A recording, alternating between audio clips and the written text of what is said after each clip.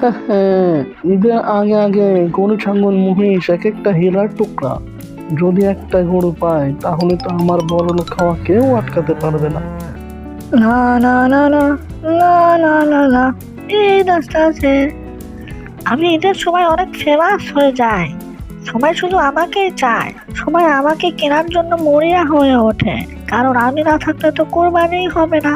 ওমা, এ দেখি মেঘনা চাইতে বৃষ্টি, আমি এখন লালে লাল।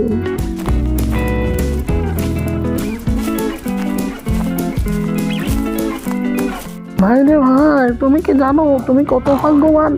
ঈদের দিনে তুমি একদম ভিআইপি। এখন শুধু সবাই তোমাকেই সম্মান দিবে, সবাই শুধু তোমাকে নিয়েই আলোচনা করছে। সত্যি?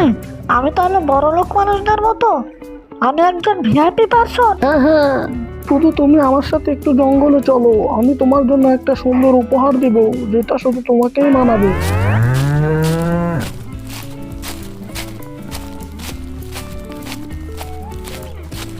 ওই শিয়াল, আমার কুরবানি গরু নিয়ে চালাকি করছিস কেন? এটা শুধু কুরবানি নয়, শিয়ালের চালাকি না।